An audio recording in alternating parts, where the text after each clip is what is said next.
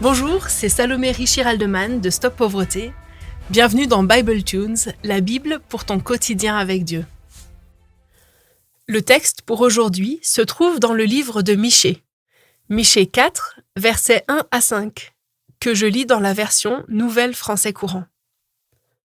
Un jour viendra où la montagne de la maison du Seigneur sera fermement établie au sommet des montagnes, et elle se dressera au-dessus des collines.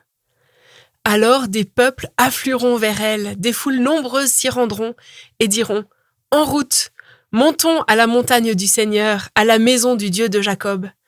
Il nous enseignera ce qu'il attend de nous, et nous suivrons ses chemins. » En effet, c'est de Sion que vient l'enseignement du Seigneur, c'est de Jérusalem que nous parvient sa parole. Il rendra son jugement entre une multitude de pays. Il sera un arbitre pour des peuples puissants, même lointains. Avec leurs épées, ils forgeront des socs de charrues, et avec leurs lances, ils feront des faucilles. On ne lèvera plus l'épée un pays contre l'autre, on ne s'exercera plus à la guerre. Chacun cultivera en paix sa vigne et ses figuiers, sans que personne ne l'inquiète. C'est le Seigneur de l'univers lui-même qui parle. Les autres peuples vivent en accord avec leur Dieu, alors que nous voulons vivre en accord avec le Seigneur, notre Dieu, pour toujours. Tu te souviens de l'image sur laquelle le dernier épisode se terminait ? Michée annonçait que Jérusalem ne serait plus qu'une montagne de broussailles.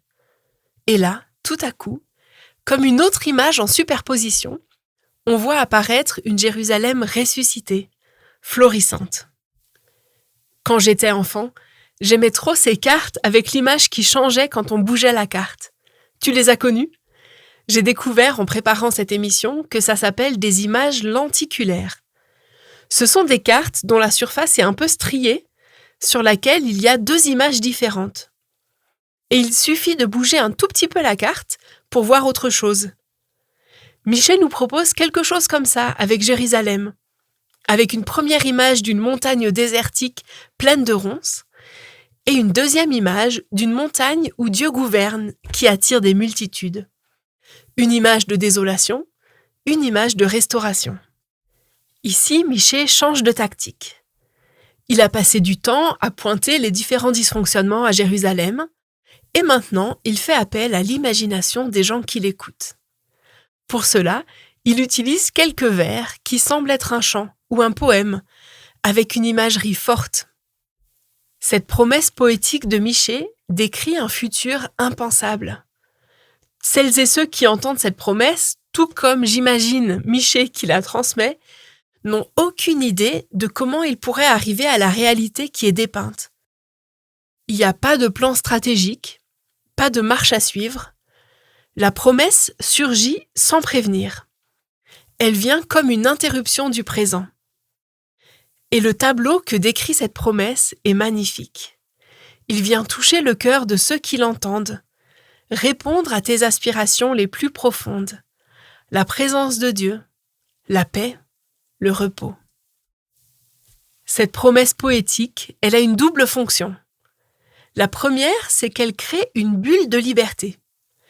Elle te libère des calculs, de tes expériences, de ce qui marche ou pas, de ce qui est possible ou pas, et cette libération te permet de penser aux avenirs inexplicables que Dieu peut faire advenir. Et Dieu peut faire advenir des futurs bien au-delà de ce que les humains peuvent créer ou construire. L'autre fonction de la promesse, c'est de renverser le présent. Cette promesse, cet exercice d'imagination de ce que l'avenir pourrait être, ça annonce aussi que les choses peuvent changer. Le système actuel n'est pas absolu. L'invasion de la Syrie, la corruption des magistrats d'Israël, la rapacité des puissants, ne sont pas absolus. Les gouvernements avec des envies d'expansion et de domination, les menaces de conflits armés, les inégalités grandissantes ne sont pas absolues.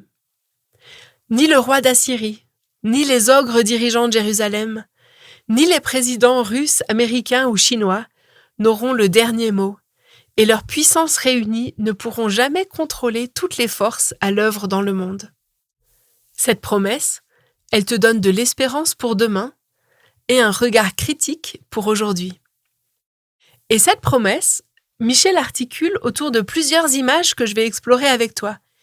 La montagne du Seigneur, élevée au-dessus de toutes, les épées transformées en socs de charrue, et le repos sous la vigne et les figuiers.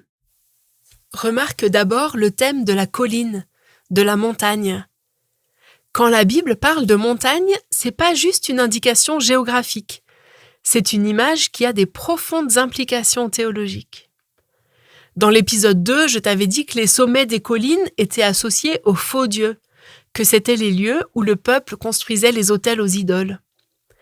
Et de même, pour le peuple juif, Dieu habite et règne depuis les sommets, depuis les montagnes. Quand il donne sa loi, c'est depuis le mont Sinaï. Le temple où il habite, il est sur la montagne de Sion. Et encore aujourd'hui, on associe les sommets des montagnes à la présence de Dieu, comme dans une chanson que je chantais pendant les randos en colonie de vacances. Je vais pas la chantonner ici, mais tu trouveras le lien en note de l'épisode. Cette montagne, élevée au-dessus de toutes les autres montagnes, c'est un symbole religieux très fort pour les contemporains de Michée. Je te rappelle que la montagne de Sion n'est pourtant pas très haute, elle culmine à environ 800 mètres. Mais cette petite montagne, avec le temple du Seigneur dessus, dominera toutes les autres montagnes avec tous leurs temples. Si la montagne de la maison du Seigneur dépasse toutes les autres montagnes, c'est parce que Dieu dépasse tous les autres dieux. Dans la compréhension du Proche-Orient ancien, chaque peuple était identifié à un dieu. Les guerres entre nations étaient comprises comme des combats entre les dieux de ces nations. Dans le texte de Michée, les autres dieux sont dépassés, ils s'écrasent. Et les peuples se soumettent au Seigneur, parce que leurs dieux aussi se sont inclinés devant lui. Et les peuples affluent. Il y a tellement de monde qu'on utilise l'image d'une rivière humaine. Désormais, le Seigneur sera le Dieu de tous les peuples, et pas seulement d'Israël. C'est parce qu'ils se sont inclinés devant Dieu que les peuples ont soif de son enseignement. En marchant, les peuples disent « Il nous enseignera ce qu'il attend de nous et nous suivrons ses chemins ». En abandonnant leurs dieux alternatifs, les peuples laissent aussi derrière eux leurs systèmes sociaux alternatifs.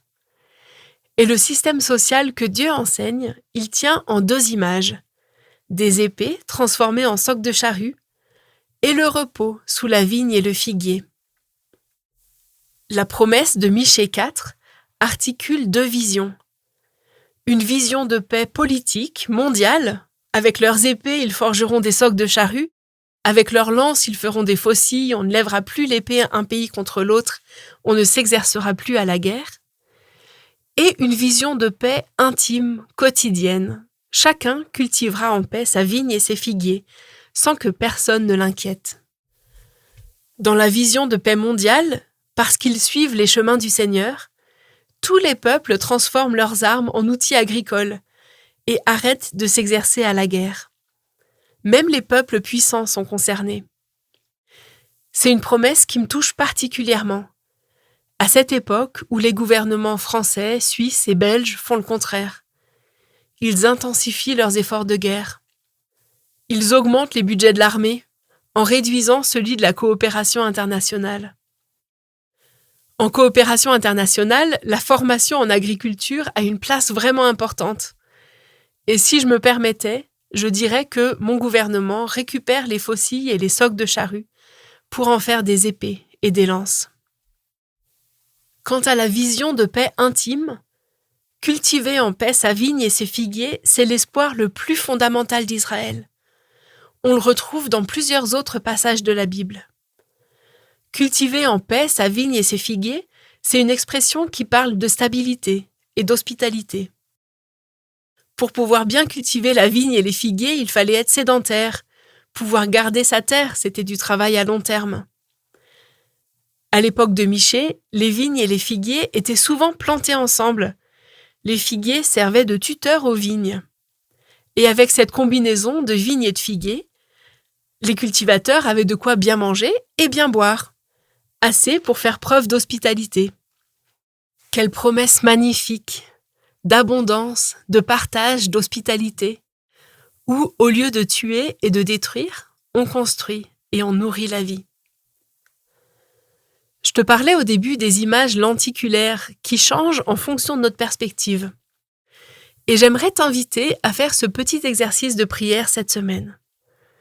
Dans ton quotidien, regarde autour de toi et demande à Dieu de te montrer ta vie, ton entourage, ton quartier, rempli de la présence de Dieu, rempli à en déborder. Prends le temps d'observer ce qui se passe. Regarde la rue par la fenêtre. Est-ce qu'il y a encore des travaux? Des arbres? Des gens? Comment les gens se comportent dehors les uns avec les autres? Observe maintenant ta famille, tes amis, ton entourage proche. Est-ce que quelque chose est différent dans l'une ou l'autre de tes relations? Et comment? Et toi, est-ce que tu as changé? Et dans quel sens? Cette image, je t'invite à la garder dans ton cœur, à y revenir de temps en temps. Peut-être qu'elle t'aidera à retrouver de la patience pour cet enfant qui te rend dingue, ou qu'elle te donnera une idée de comment tu pourrais transformer les épées que tes collègues apportent au boulot en socs de charrue. Et avant tout, je t'invite à chérir cette conviction. Les choses peuvent changer. Dieu peut faire advenir des futurs bien au-delà de ce qui est humainement possible. Merci d'avoir écouté Bible Tunes. Rendez-vous au prochain épisode pour continuer cette exploration ensemble. À très vite!